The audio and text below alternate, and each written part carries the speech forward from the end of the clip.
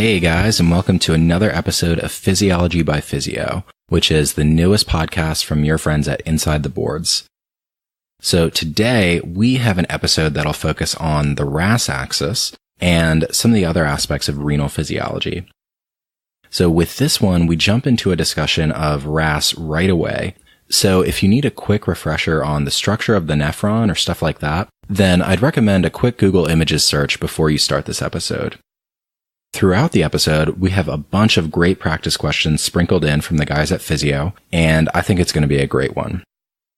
So let's get started. So what's the purpose of the renin-angiotensin-aldosterone system?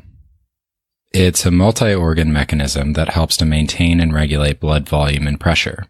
So what are the main components of the renin-angiotensin-aldosterone system? Well, first we have renin. So renin is the first part of the axis, and as the name implies, renin is a protein produced by the renals, or the kidneys. So here's a question. Where specifically in the kidney is renin made? Renin is made by the juxtaglomerular cells. Thankfully, they have an intuitive name, juxtaglomerular, or near the glomerulus, specifically in the walls of the afferent arteriole. So the juxtaglomerular cells produce renin and secrete it into the blood.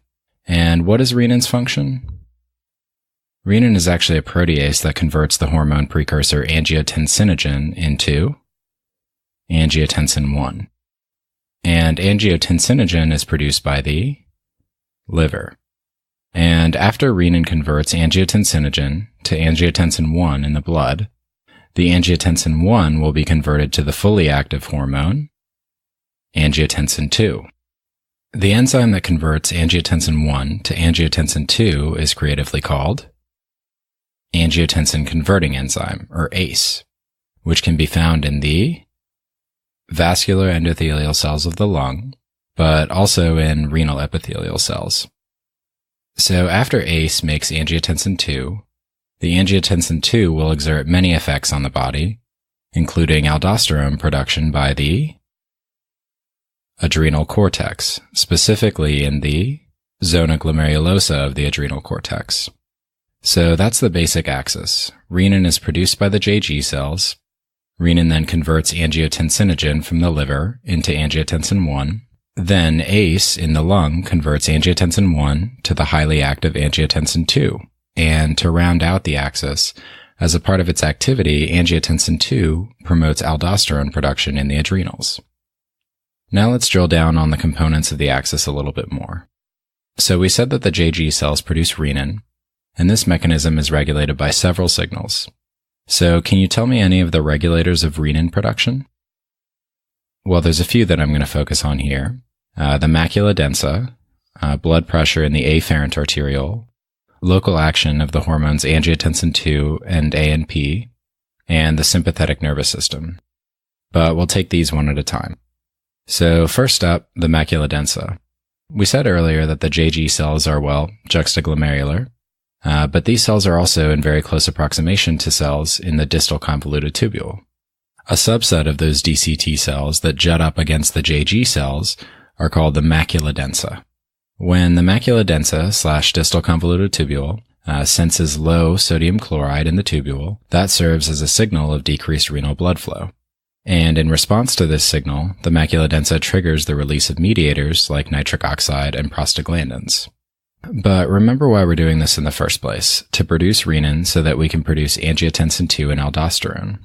Angiotensin 2 and aldosterone help to preserve blood volume by increasing salt and water reabsorption and help to increase blood pressure.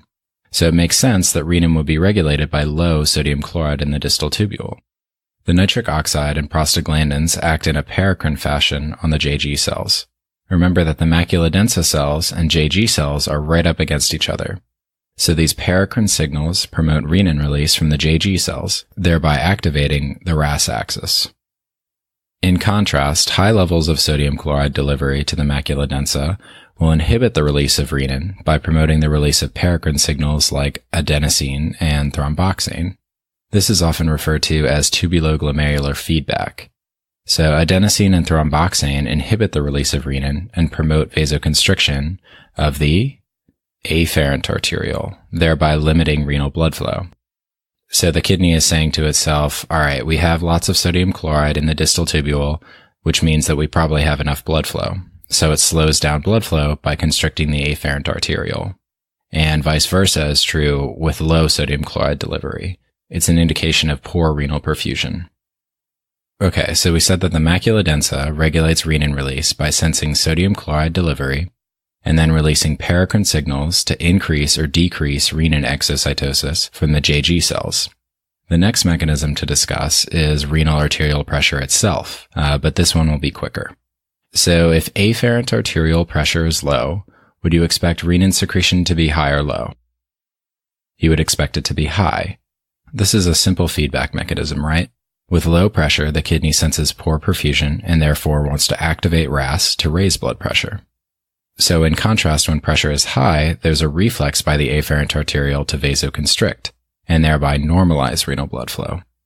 This mechanism is referred to as the myogenic hypothesis. The name isn't as important as understanding that the kidneys have autoregulatory mechanisms to maintain consistent blood flow because their filtering role is so important for bodily homeostasis. So to review, those autoregulatory mechanisms include salt sensing by the macula densa and the myogenic hypothesis where the afferent arteriole can constrict in response to high pressure. Okay, so the macula densa and renal arterial pressures regulate renin release. Next, let's discuss the effects of hormones, specifically angiotensin II and ANP. So will these hormones promote or inhibit release of renin by the JG cells? They both inhibit renin release. So angiotensin II inhibiting renin release just makes intuitive sense, right? As a negative feedback mechanism for the renin-angiotensin-aldosterone system. The products of the system will help to slow down further activation of the axis. But ANP, or atrionatriuretic peptide, requires a little more explanation. So where is ANP produced? It's produced in the atria of the heart in response to elevated blood volume and atrial stretch.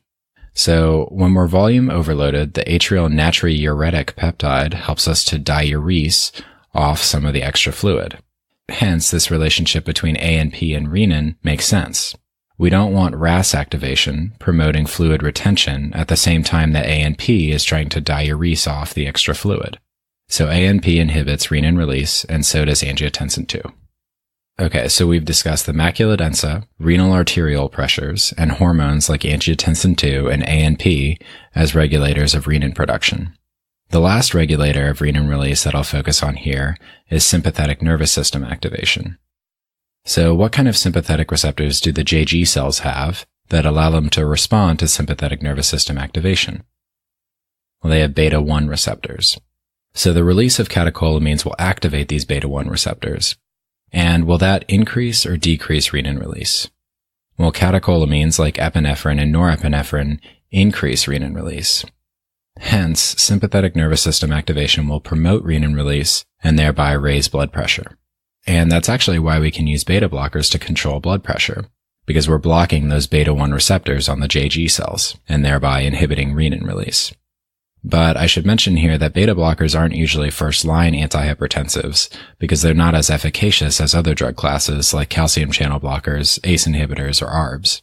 This is reflected by the JNC8 guidelines, which endorse the use of those drugs and also the use of thiazides for blood pressure control. However, if the patient also has heart failure or a history of coronary artery disease, then a beta blocker may be useful for double coverage of hypertension and their other disease, but beta blockers aren't the best choice solely for hypertension management. So to summarize, renin release from the JG cells is tightly regulated. We discussed 4 mechanisms of control, which were the macula densa, renal arterial pressures, hormones like angiotensin II and ANP, and the sympathetic nervous system. As a fun fact, renin release is actually the rate-limiting step of the renin-angiotensin-aldosterone system, so it makes sense that we would want to tightly regulate it by multiple mechanisms, much like other rate-limiting steps in other pathways. So that was a pretty deep dive on the regulation of renin. Up next, I'm going to focus on the next major product of the axis, angiotensin II. So as the name implies, angiotensin II promotes constriction of blood vessels, specifically arteriolar vasoconstriction. And why is that important? Well, remember that the arterioles are the resistance vessels under autonomic control that change their diameter. Vessel size is the most important determinant of resistance to flow, and the arterioles are the major site of resistance in the arterial system, and therefore are important in determining blood pressure. Hence, angiotensin II helps to raise blood pressure by promoting vasoconstriction, in addition to its other effects. And as a fun fact, angiotensin II is actually the most potent endogenous vasoconstrictor that we know of. Alright, so angiotensin II promotes arteriolar vasoconstriction. We also said that at the adrenal glands, angiotensin II promotes the production of aldosterone. But what about its effects on blood flow in the kidney? So angiotensin II promotes constriction of the efferent arteriole. And this is actually a good point to briefly introduce the concept of GFR. So remember that the main role of the kidney is to filter unwanted stuff out of the blood and put it into the urine for excretion. So where in the nephron does filtration occur? Well, it occurs in the glomerulus of Bowman's capsule.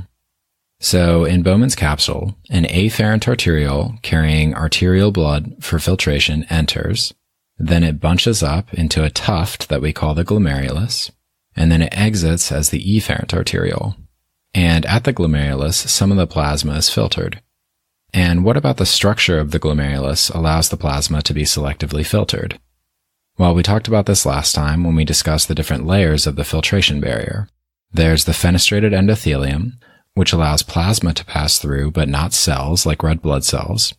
And there's also the glomerular basement membrane and podocytes, which help to make the filtration more selective, preventing things like albumin from passing into the filtrate. So that's the basics of filtration at the glomerulus. But what does that have anything to do with angiotensin II? How does angiotensin II affect the rate of filtration? Well, angiotensin II increases the rate of filtration. And how does it do that? Well, like we said earlier, it promotes vasoconstriction of the efferent arteriole.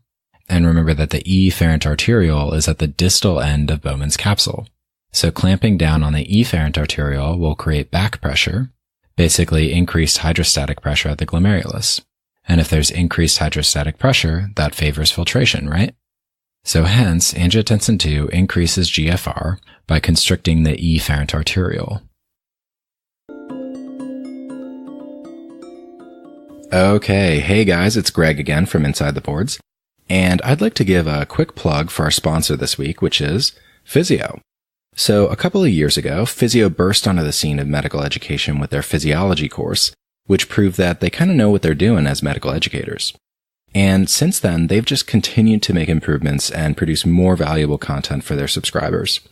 Not only have they produced physiology content that they fashioned in kind of a similar manner to the Pathoma whiteboard-style lectures, but they've also produced a course for biochem and biostats and even more. And they're currently working on a high-yield micro course for the boards, which they fashioned after the sketchy style. So I've got to say that I'm really impressed with the work that they're doing at Physeo, and I love the idea of having Pathoma-style content, conceptual learning, integrated together with sketchy-style memorization tools. And it's all housed together in one sleek platform on Physeo. Oh, and did I also mention that they also produced a textbook that they continually update and you get free with your subscription? So there's no need to furiously write down notes. It's already written down for you in a nice and neat manner, so you can just kind of go with the flow of the videos. Anyways, I'm really excited to be working with the guys from Physeo on this collaborative podcast. Now, I want you to stick around for the rest of the episode so that you can hear about a discount code for your Physeo subscription that we at InsideTheBoards were able to secure for you, the listener. But for now, let's get back to the show. Okay, guys, so I hope my introduction to the topic of the RAAS axis and GFR was helpful. Now we'll transition to our Physeo content for the rest of this episode. They'll present you with a bunch of practice questions that'll help to reinforce the concepts that we've discussed thus far. So let's do a practice question to apply this. So the question is, in a patient with new hyperaldosteronism, what would happen to the tubular glomerular feedback? Okay, so now let's say that the cause of the hyperaldosteronism is an aldosterone-secreting tumor from the adrenal gland. The patient has high aldosterone being secreted into the serum. With this high aldosterone, the patient would be reabsorbing a lot of isotonic fluid from the collecting duct due to increased sodium and water reabsorption. As a result of this increased water reabsorption, the patient would develop increased blood pressure. This increased blood pressure would mean increased blood flowing through the glomerulus, which would mean more urine. Therefore, there would be more delivery of sodium and chloride to the macula densa. The increased fluid flow to the macula densa would cause it to decrease its paracrine signaling to the juxtaglomerular cells. Thus, renin secretion would decrease. In other words, tubuloglomerular feedback from the macula densa to the juxtaglomerular cells would decrease in a patient with hyperaldosteronism. And this helps the kidneys maintain a normal GFR during a state of high aldosterone. So now let's do a quick practice question. What would meloxicam do to the GFR? Well, recall that cyclooxygenase enzymes are responsible for synthesizing prostaglandins. And meloxicam is an NSAID, and this results in a decrease in prostaglandin synthesis. Recall that prostaglandins normally dilate the afferent arteriole, so decreased prostaglandin synthesis would result in a relative vasoconstriction of the afferent arteriole, so this would lead to decreased GFR. Now let's talk about dopamine. So dopamine is secreted by the proximal convoluted tubule, and it can be administered and it can come from other areas. And what it does is it will dilate the afferent and the efferent arterioles. And this will increase the renal blood flow. And it's important to know that this occurs at a low dose, because at a higher dose, dopamine will actually cause constriction of the vessels. So if a patient was administered a low dose of dopamine, what would this do to the GFR? Dopamine will dilate the afferent and the efferent arteriole. And this will allow more blood to flow through the kidney. However, since the efferent arteriole isn't constricted more than the afferent, you will not have an increase in GFR. So, if a low dose of dopamine is administered, GFR will be unchanged. Okay, so let's say there's a patient with chronic anxiety. What would happen to this patient's aldosterone level? Okay, recall that the juxtaglomerular cells, these have beta-1 receptors, which are sympathetic receptors. It's also important to know that anxiety and stress stimulate the sympathetic nervous system. As you've heard, fight or flight. So we'll draw a spinal cord real quick, and then some very simplified sympathetic fibers reaching this beta-1 receptor. So if a person is chronically anxious, then this sympathetic response will be heightened, and the juxtaglomerular cells will be stimulated to secrete more renin. And high renin, of course, leads to high aldosterone, which answers our question. So chronic anxiety can lead to high aldosterone. Now let's do another question. Let's say there's a patient with heart failure. What would happen to the renin-angiotensin-aldosterone system in this patient? Well, if you have heart failure, you're going to have decreased cardiac output. And so that means there would be decreased blood flow or decreased blood pressure going through the afferent arteriole. So the juxtaglomerular cells would begin to secrete renin. And renin, of course, would lead to increased angiotensin II, which would lead to increased aldosterone. Another way to ask a question like this is to ask what would happen to fluid reabsorption from the nephron in a patient with heart failure. Well, increased angiotensin II and increased aldosterone would mean increased fluid reabsorption from the proximal tubule and collecting duct respectively. Therefore, a patient with heart failure would have increased fluid reabsorption from the nephron, so they would have increased volume. Okay, so here's another question. What would happen to the GFR in a patient with renal artery stenosis? Okay, so let's draw a kidney really quick. We've got the renal artery leading into the kidney. And if this artery was stenotic, then there would be decreased blood flow to the kidney. Decreased blood flow would mean decreased filtration of the plasma and therefore decreased GFR. To extend the question, what would happen to the renin-angiotensin-aldosterone system in a patient with decreased GFR? Well, decreased GFR would mean decreased urine flow to the macula densa.